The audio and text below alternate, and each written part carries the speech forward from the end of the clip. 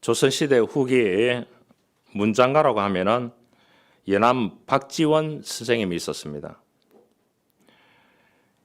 이분이 이제 정치인들에게 하는 이야기입니다. 세상을 한 가지 색으로 가두지 말라 그렇게 얘기했습니다. 우리는 흔히 까마귀를 재수 없는 새라고 그러한 편견을 가지고 있습니다. 그래서 까마귀를 싫어하고 자세히 보려고 하지 않는다는 겁니다. 까마귀는 멀리서 보면 그 이름과 같이 까맣다고 합니다. 하지만 가까이서 관찰하면 검붉은 까마귀가 많고 푸른빛을 띤 까마귀도 적지 않다고 합니다. 처음 알았죠? 날아가는 까마귀에 햇빛이 비치면 자주색으로 바뀐다고 합니다. 빛나다가 얼핏 이렇게 이제 색깔이 계속해서 자주색으로도 바뀌고 푸른색으로도 바뀌고 그렇게 한다고 합니다. 그래서 이제 연암 박지원 선생님은 말하기를 내가 푸른 까마귀라고 말해도 괜찮고 붉은 까마귀라도 말해도 상관없다 그렇게 이야기를 했습니다. 사물은 본래 정해진 색이 없는데 내가 눈으로 먼저 정해버린다는 것입니다. 그래서 심지어 보지도 않으면서 마음속에 미리 까마귀는 검은색이라고 판정해 버린다는 것입니다. 내 눈으로 직접 확인해 보지도 않고서 이 주변의 정보를 그대로 받고 판단해 버리는 그것을 선입견이라 그렇게 이야기합니다. 그 선입견이 편견이 되어서 심지어 누군가를 혹은 세계를 정해진 틀로 정량화해서 판단하게 됩니다. 그래서 대상을 그대로 보지 않고 미리 부정적인 시선을 갖게 되는 것입니다. 그래서 이 까마귀를 검은색에 가두어 두는 것입니다. 다시 까마귀 기준으로 세상의 모든 색을 가두어 버립니다. 그래서 편견을 가지고 선입견을 가지고 살아가는 사람들이 너무나 많이 있습니다. 오늘날 정치인들이 그렇습니다. 지금 우리가 사는 세상은 어떠합니까? 사회 곳곳에서 일어나는 비인간적이고 폭력적인 행위들, 내 쪽만이 옳다는 편향된 생각, 이 모든 것을 이분법으로 평가하는 태도, 자신의 신념에 갇힌 극단적인 범죄들, 한쪽에 기울어지는 일들이 일어나고 있습니다. 그래서 선입견에 매여서 색안경을 끼고 보기 때문에 우게 되는 것입니다. 이전에는 우게 돼도 통했습니다. 그런데 지금은 모든 분야에 전문가가 생겼습니다. 그러죠? 다양한 색으로 빛나는 세상을 보는 것은 불가능한 것입니다. 세상은 자신이 쓰고 안경의 색깔로 그렇게 존재하는 삶을 살아가기 때문에 세상은 많은 충돌이 일어나고 있는 것입니다. 색안경을 벗고 까마귀를 자세히 보면 검은색도 있지만 푸른색도 있고 자주색도 있고 붉은색도 있다는 것입니다.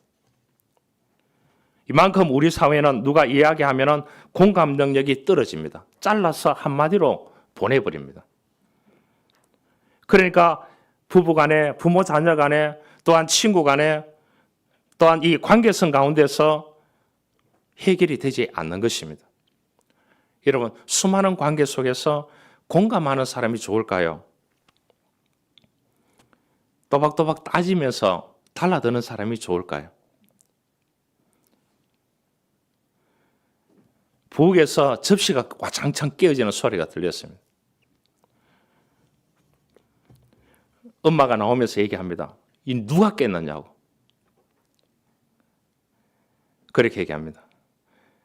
그 다음에 아버지가 나오면서 왜 그렇게 살아? 그렇게 얘기합니다. 그리고 이 자녀가 민망하잖아요. 할머니가 나오면서 그렇게 합니다. 집안이 개판이구만. 이건 A 집이고요. B 집에서는 그렇게 합니다. 접시가 와장창 깨졌어요. 엄마가 나오면서 내가 미리 치워야 되는데 미안하다고. 아빠가 나오면서 하는 말이 아니라고. 내가 치울 수 있는 시간이 있었는데 내가 미안하다고. 할머니가 나오면서 하는 말이 내가 시간이 제일 많은데 내가 잘못했다고. 다 이제 각자 방으로 가라고. 내가 다 치우겠다고. 여러분, A 집이 좋아요? B 집이 좋아요? 여러분들 어떻게 살아가고 있습니까? 오늘 예수님의 공감이라는 주제를 잡았습니다. 예수님은 33년 동안 이 땅에 사시면서 그가 3년 동안 공생애를 가지면서 수많은 사람들에게 공감의 행동을 보여주었습니다. 이 공감은 한마디로 이야기하면 나무의 신을 신고 걸어본다는 뜻입니다. 여러분, 여름에 겨울에 나무의 신을 신고 걸으면 불편해요? 안 불편해요? 그 사람의 고통에 아픔에 함께한다는 뜻을 가지고 있습니다. 그래서 공감은 뭐냐? 그 사람이 가지고 있는 생각을 읽어준다는 거예요. 네 생각을 틀려서 이런 말 안 한다는 거예요. 그 다음에 그 사람의 감정을 읽어준다는 거예요. 마음은 다치지 않았네. 이렇게 감정을 읽어준다. 행동을 읽어준다는 거예요. 행동 똑바로 해! 이렇게 하지 않는다는 거예요. 그 행동도 왜 그렇게 했는지를 물어본다는 거죠. 그래서 이 공감은 스트로크, 맞장구 치는 논리를 이야기하는 것이 공감입니다. 예수님의 생애를 보면 공감의 생애를 보냈습니다.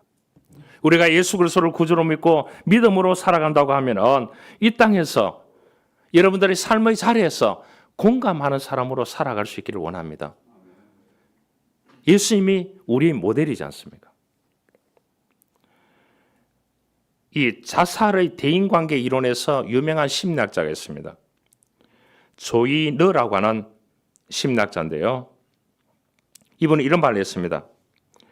자신이 혼자라고 느끼는 것은 뭐냐? 좌절된 자존감이라 그렇게 느낍니다. 그래서 이 좌절된 자존감을 가지게 되면 극단적인 선택을 할 수 있다는 겁니다.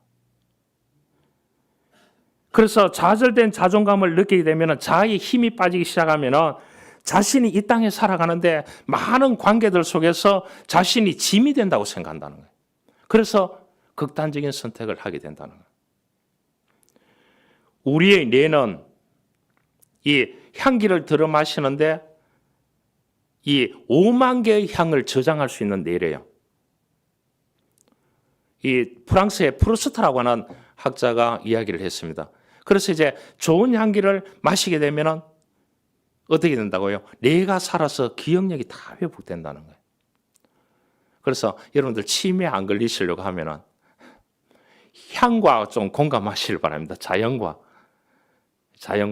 이렇게 이제 그래서 그 향이 뇌에 5만 개를 저장한다는데 한 1만 개 정도만 있어도 치매하고 관련이 없다는 거예요. 기억력하고 관련이 없다는 거예요. 여러분 자고 일어나면 깜빡하잖아요. 길을 가다가도 깜빡하잖아요. 그렇게 하면은 돈이 없으면 꽃집에 자주 왔다 갔다 하세요. 여러분 들판에 가가지고 그 향기, 여러분 차집에 가서 그 비싼 돈을 주고 차를 마신다. 저는 이해합니다. 왜냐? 국수 먹고 나면은 어떻다고요? 살만 찌지 뭐 하겠습니까? 차를 1시간 정도 사람들하고 좋은 이야기하면서 향을 마시면 그 향이 뇌로 간다는 거예요.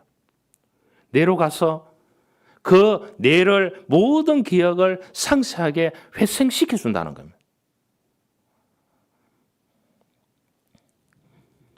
5초 주겠습니다. 첫사랑을 기억해 보시길 바랍니다. 첫사랑이 기억이 안 나는 사람은 치매입니다. 아니 심리학자가 그렇게 얘기합니다. 그런데 사람들이 어떻게 하느냐? 사람이 계속 좌절하게 되면은 이것이 자기 짐이 된다는 계속 그런 것을 느낀다는 거예요.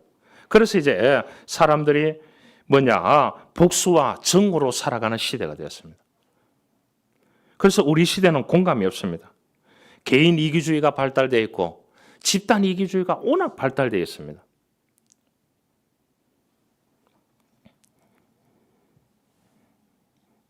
그래서 제가 주중에 한 분을 만났었는데 참 아름다운 선교적인 얘기를 나누었어요.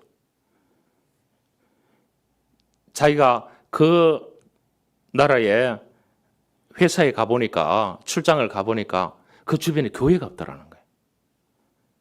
한 15년 전에. 그래서 시내에 와서, 도시에 와서 자기 공장이 있는 지역 쪽에 그 선교사님에게 저 지역에 교회가 없다고. 그래서 열심히 복음을 전해가지고 현지 목사님께 얘기해가지고 이 교인들이 땅을 구입하면은 내가 교회를 지어주겠다. 이렇게 했는 거예요. 15년이 흘렀는데 그게 교인들이 한 열 몇 명이 생성이 돼가지고 그 사람들이 335 헌금을 해가지고 땅을 샀대요. 땅을 사가 15년 만에 교회를 이분이 혼자 이름으로 교회를 다 지어줘요. 이분은 목사도 아니고 장로도 아니고 권사도 아니에요. 일개 은퇴했는 집사예요. 그래서 거기 가서 사진을 찍어서 저한테 계속 카톡으로 보냈어요. 그래서 갔다 왔는 게 궁금하잖아요. 그래서 제가 주중에 만났습니다. 만나서 그 선교적인 얘기를 나누면서 참 좋은 이야기를 나누었습니다. 비전적인 이야기를. 그래서 이제 그 해외에서 교회를 짓고 저게 했다는데 누구한테도 얘기하지 않고 저에게만 얘기했어요. 자기 교회 담임 목사님한테도 얘기 안 했더라고요. 자기 교회 친한 친구들한테도 얘기를 안 했어요. 왜냐? 제가 제일 공감이 된대요. 안 믿으시네요. 대단한 사람이지 않습니까? 우리가 그렇게 살아야 될 줄 믿습니다. 그 철학자였던 소크라테스는 50대에 결혼을 했습니다. 3명의 자녀를 두었는데 이 사람이 이제 이 아테네 시민들을 깨워야 된다고 해서 매일 나가가지고 그 시민들을 깨우는 스피커 역할을 했습니다. 그러니까 정치인들이 제일 싫어하는 거예요. 이 사람도 시의원을 했습니다. 아테네는 시의원이 폴리스 국가니까요. 그 지역에 폴리스 국가 100개가 있었습니다. 100개의 국가가 있었다니까요. 그래서 이제 스파르타라는 그 국가가 이 그리스 99개 폴리스 국가를 다 잡아먹고 식민지 체제 가운데 있었죠. 그 이 소크라테스도 시의원을 했습니다. 지금 한국으로 따지면 국회의원택입니다. 입법, 행정, 사법. 그러니까 모든 걸 다 쥐고 있습니다. 그런데 이제 이 정치인들이 국민들에게 혜택이 안 돌아가더라는 거예요. 그래서 소크라테스가 가서 질문을 던집니다. 시민에게 저 시의원이 여러분 지역구에 혜택을 줍니까 하니까 혜택 같은 소리 하고 있네. 저거 안 됩니다. 부정축제하는 사람입니다. 그래 가서 인터뷰를 물어보는 거예요. 왜 그렇게 하느냐고 하니까 나는 다 풀어준다고. 나는 가난하게 산다고 그렇게 얘기를. 그래서 조사를 해보니까 아닌 거예요. 이것을 다 오픈시켰는 사람이 소크라테스입니다. 그러니까 어디냐 시의회에서 결정을 했습니다. 입법, 행정, 사법이 있으니까 저놈을 죽여야 된다고. 그래서 이제 독배를 마시고 죽을 때가 70세입니다. 그 당시에 70세는 굉장한 그 당시에 평균 나이가 50도 안 되었습니다. 그래서 70 살았으면 굉장히 많이 살았거든요. 그래서 자기가 이제 자기 제자 플라톤이 극구 반대했습니다. 반대했는데 독배를 마시고 죽게 되는데 그러니까 이 사람이 이렇게 하니까 생계가 어렵잖아요. 그 소크라테스의 아버지는 조각가였고 어머니는 아이를 받아내는 산파였습니다. 산파였고 그렇게 하는데 결혼했는 크산티페라고 하는 여자분이 있는데 이분이 이제 애들 3명 먹고 키우기가 힘드는 거예요. 그런데 이 소크라테스가 손님을 계속 집에 데리고 오는 거예요. 그래서 어느 한 제자가 그랬습니다. 소크라테스 물었습니다. 선생님, 사모님의 잔소리가 그런데 어떻게 견뎌냈습니까? 그렇게 얘기하니까 소크라테스 그렇게 얘기했습니다. 물레방아 돌아가는 소리도 귀에 익으면 괴로울 것이 없지. 이렇게 얘기합니다. 하루는 소크라테스가 이 손님들을 집에를 초대했습니다. 예상대로 그의 아내가 투덜댔습니다. 대접할 것이 아무것도 없어서 사람들에게 부끄러기 짝이 없다고 했습니다. 그러자 소크라테스가 그러면 위로의 말을 했습니다. 염려하지 말라고. 그들이 이치를 아는 사람이면 물 한 잔을 대접해도 그 이치를 받아들일 거라고. 신경 쓸 필요 없다. 그렇게 이제 이야기를 했다고 합니다. 우리가 이 시대를 살아가면서 예수님을 본받아서 공감한다는 것은 쉽지 않습니다. 누군가의 생각, 누군가의 의견, 누군가의 입장, 동질감을 느끼고 함께 아파하고 함께 걱정하고 함께 공유하고 함께 기도하고 이러한 에너지로 살아가는 공감의 사람이 될 수 있다는 것은 대단한 신앙이라고 저는 그랬어요. 여러분, 공감은 하나님의 눈이고 하나님의 시선입니다. 하나님이 나에게 저 사람에게 시선이 가도록 하면 그 사람에게 공감해주고 도와주고 또한 위로해주고 지지해주고 함께 해야 되는 것입니다. 여러분, 너무 맞고 틀리는데 하지 마시길 바랍니다. 이 나라가 어떻게 됐습니까? 이 조선이 정도전하고 이승계의 만남이 있었기 때문에 오늘 조선이 있습니다. 정도전은 진보적인 사람입니다. 평민 출신입니다.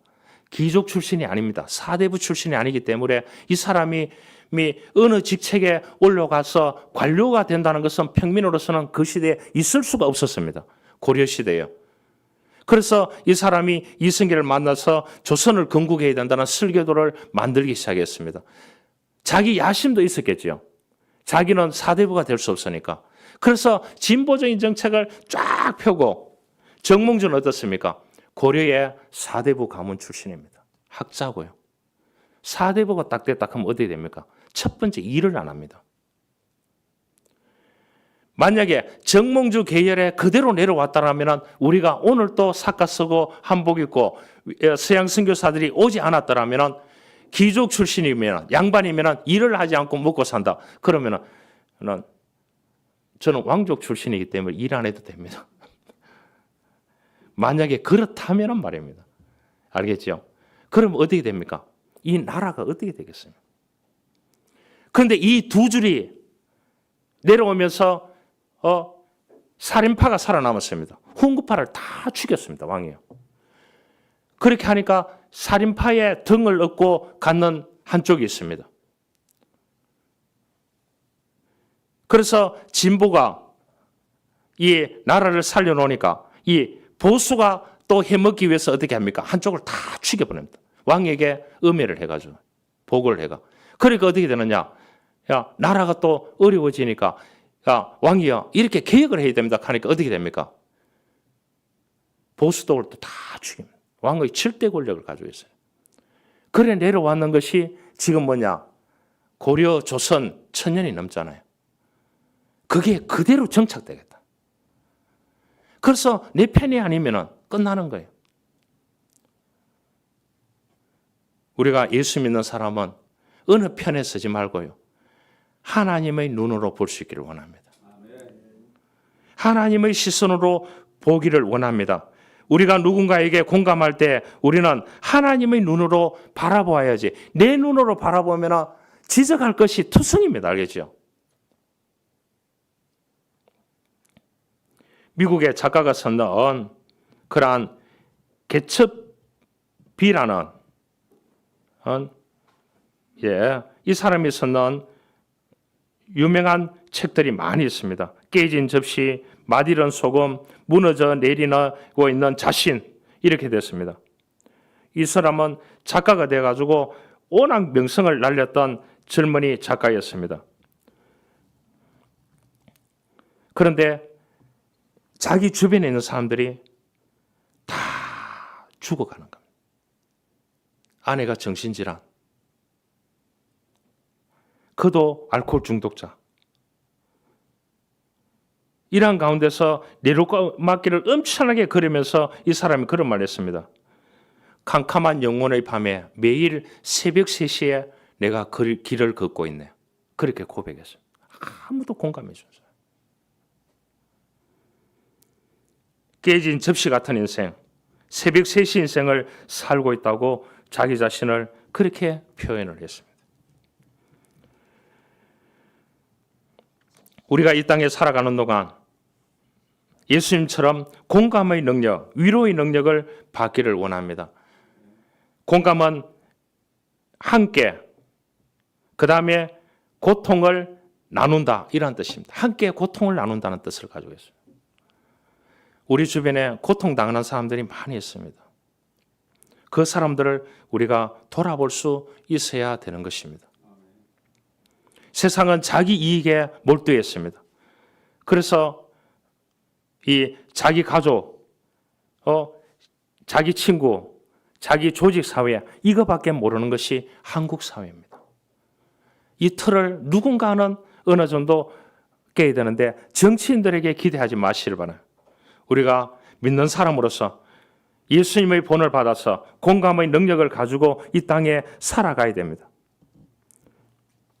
하루에 한국에 신경안정제를 먹는 사람이 어느 정도 되느냐? 1,000만 명이 넘는답니다. 하루에 7만 5천 정이 팔려나가고 있다고 합니다. 강박증, 조증, 조울증, 우울증, 많은 이렇게 신경증으로 어려움을 당하는 사람이 한국에 1,000만 명이 넘는데요. 그 사람들이 약도 중요하지만 누군가의 공감이 필요합니다. 예수님의 공감을 받으면 제일 좋은 것입니다. 그러나 예수님의 공감도 중요하지만 주변에 있는 사람의 공감이 필요한 시대 가운데 있습니다. 오늘 본문은 예수님의 기적을 얘기합니다. 예수님께서 주로 기적을 행하실 때 어떻게 하셨습니까? 내 믿음이 너를 구원하였다. 일어나 걸어가라. 이렇게 하면은 전부 다 일어나 걸어가고 했습니다. 오늘 이 본문은 특이합니다.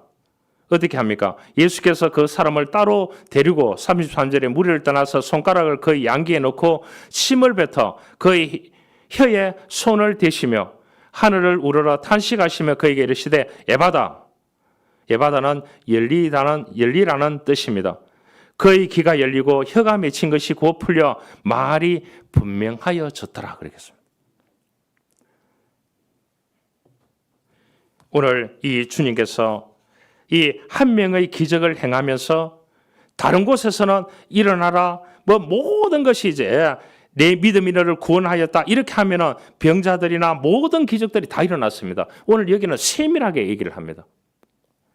세밀하게 손가락을 그의 양귀에 넣고 침을 뱉어 그의 혀에 손을 대시며 하늘 우러서 탄식하시며 그에게 이르시되 에바다 열리라. 그렇게 하니까 말 못하는 사람이 귀가 열리고 맺힌 것이 풀려서 말을 하더라 그렇게 얘기했습니다. 주님이 그냥 하실 수도 있는데 이 특별한 케이스잖아요. 안 그래요? 귀가 열리고 못 듣고 말 못하는 사람에게 직접적으로 터치하시면서 그렇게 기적을 행하여 주셨습니다. 여러분, 이 땅에 살아가는 동안 이 신학기가 되니까요. 강의를 가보고 하니까 잘 때는 사람들이 많이 있고요. 또 떨어져 가지고 재수한다는 사람이 많이 있어요. 재수하기 때문에 그러니까 지방에 사니까 또 장점이 있어요. 저 수도권에 사는데 재수하니까 2년 하는데 딱 1억을 빌렸는데 1억 전체가 다 나갔대요. 안 놀라시네요. 돈 얘기하면은 여러분들 어느 정도 놀랄 텐데. 여러분, 우리가 성공하고 하나님 도움 없이 성공하고 또한 사업에 성공하고 돈 벌고 합격하고 다 부러워합니다. 여러분, 짧은 행복입니다. 짧은 성공입니다. 기도하고 이루어야 예수님께서 나에게 부어주시는 은혜를 통하여 이루어야 이것이 영원할 줄 믿습니다. 이것이 그리스도인의 삶인 것입니다. 기도하고 이룬 합격이 됩니다. 기도하고 결혼했는 것이 만세반석이 될 수 있는 것입니다. 그 미국의 15세 학생이 암투병 생활로 온몸이 마르고 몰골이 많이 안 했습니다. 이제 퇴원해서 학교를 갔어요. 15세니까 한국으로 따지면은 중학생 정도 되겠죠. 그렇죠? 중학생. 이번에 중학생이 뭡니까? 그 도박 총책인강 해가지고 몇백억대 총책으로 이렇게 이제 하부 조직을 만들어서 했는 사람이 중학생이더라고요. 지난주에 보니까. 그 정도 나이 되는 거 아니에요. 퇴원해서 학교 등교했습니다. 등교하니까 깜짝 놀랐습니다. 왜냐? 항암 치료를 받고 했으니까 머리카락을 다 밀었잖아요. 그런데 자기 반에 가니까 전체가 선생님부터 시작해서 머리카락을 다 밀고 있다는 거예요. 그래서 누가 투명 중인 아이인지가 구분이 안 됐다. 이때 이 브라이언이라는 15세 학생이 얼마나 힘을 얻었겠습니까?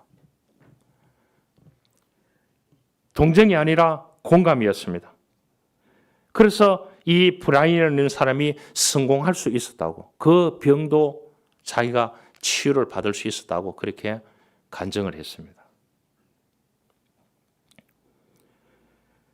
33절에 하늘을 우러 탄식하셨다고 했습니다. 탄식이란 깊은 연민의 정을 느끼거나 함께 고통을 나눈다는 뜻입니다. 주님께서는 나의 좌절과 나의 고통과 나의 방황과 나의 눈물과 나의 무기력 모든 것을 다 알고 계시는 하나님이십니다. 어떤 할아버지가 암 진단을 받았습니다. 그런데 암 진단을 받는 순간 난폭해졌다고 합니다. 왜냐? 워낙 일구 얻는 게 많기 때문에요. 식구들과 주변 사람들이 곁에 얼씬도 못했다고 합니다. 그래서 병원에 가도 욕을 하고 물건 던지고 난동을 부리기 때문입니다. 그래서 의사도 간호사도 감당하기 힘들었다고 합니다.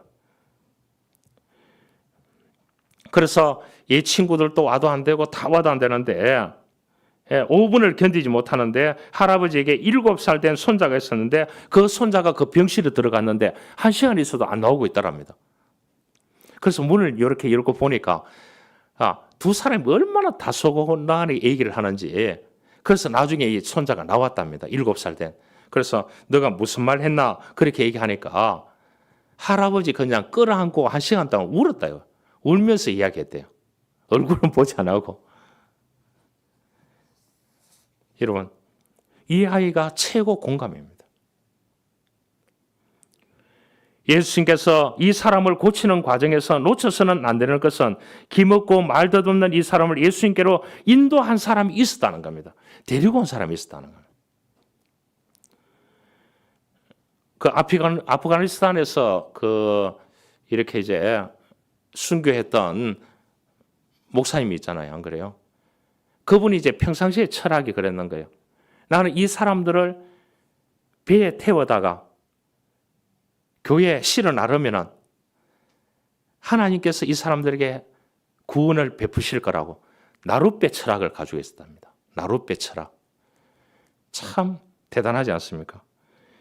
오늘 여기에도 기먹고 말덧없는 이 사람에게 나룻배 역할을 했는 사람이 있다는 거예요.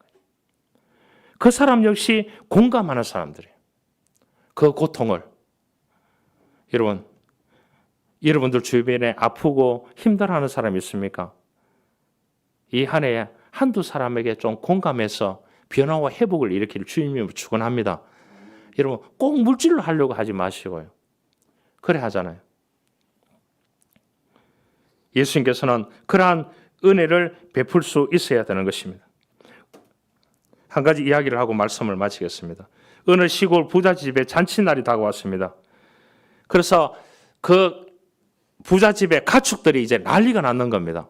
왜냐? 잔치를 벌려고 하면 다 잡아야 되잖아요. 희생의 제물로 생각되잖아요. 먼저 강아지가 주인에게 달려와서 울면서 하소연합니다. 저는 밤마다 자지 않고 도둑놈이 오는 것을 지키고 있으니까 저를 잡으면 절대로 안 됩니다. 그렇게 이야기를 하는 겁니다. 그래서 이번 잔치 때는 저를 죽이지 말아달라고 주인이 고개를 끄덕였습니다. 그 다음에는 이제 암탉과 수탉이 달려왔습니다. 주인님, 제가 새벽마다 주인님을 깨워드리지 않습니까? 그래야 주인이 일을 가지 않습니까? 일을 하지 않습니까? 수탉의 말이 끝나자 옆에 있던 암탉이 말했습니다. 주인님, 건강을 위해서, 영양을 위해서 좋은 달걀을 낳아드리지 않습니까? 그러니 이번 잔치에는 저를 잡지 마세요. 이번에는 고양이가 달려왔습니다. 저는 곡식을 축척내는 쥐들을 쫓아내지 않습니까? 제가 한 봉사를 기억해 주십시오. 그러면 저를 잡지 않을 겁니다. 뒤늦게 소식을 들은 황소도 주인에게 하소연했습니다. 농사는 제가 다 합니다. 지네들은 하는 게 없습니다. 이번 잔치 때 저를 죽이지 말아 주십시오. 주인 역시 고개를 끄덕였습니다. 그런데 주인에게 오지도 않고 자기 집에서 머리를 쳐박고 우는 짐승이 있었습니다. 그 우리에 가보니까 돼지였다고 합니다. 돼지는 늘 주는 밥만 먹고 잠만 잤기 때문에 주인에게 내세울 것이 없어서 머리 쳐박고 울고 있더라는 겁니다. 주인님 살려달라고. 여러분, 열심히 우리가 누군가를 섬기지 않는 사람은 돼지처럼 인생을 살 수 있습니다. 여러분, 동물도 주인에게 공감하는 자세를 배울 수 있다는 것을 제가 말씀합니다.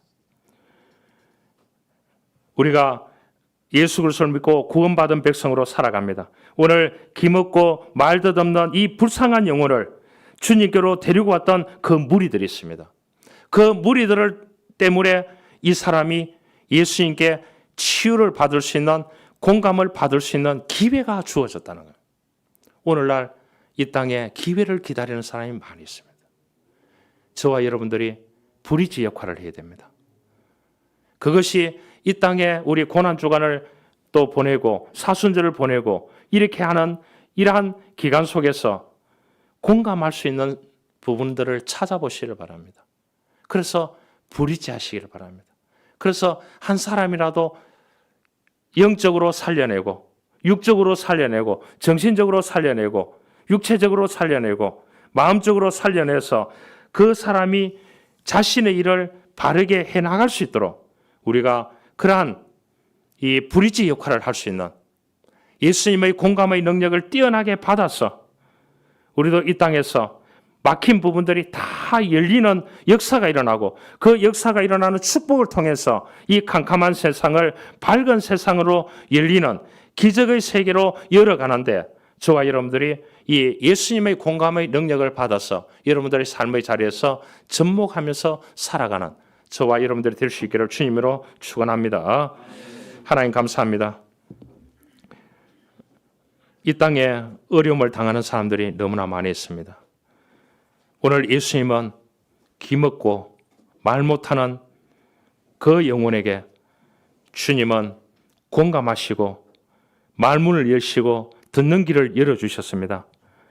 예받아 열리는 축복을 허락하여 주셨습니다.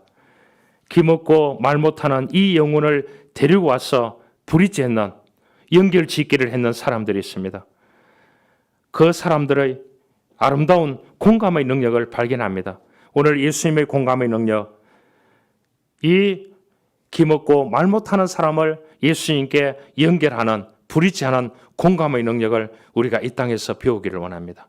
또한 우리 삶의 자리 가운데 어려움을 당하는 사람들과 함께 하면서 그 사람들의 그러한 고통을 함께 느끼면서 감정을 읽어주고 우리가 생각을 읽어주고 행동을 읽어줌을 통하여 한 영혼이라도 변화되고 구원받는 축복이 있을 수 있도록 우리가 공감하는 삶을 살아갈 수 있도록 우리 모두를 축복하여 주옵소서. 구주 예수 그리스도의 이름으로 기도하옵나이다. 아멘.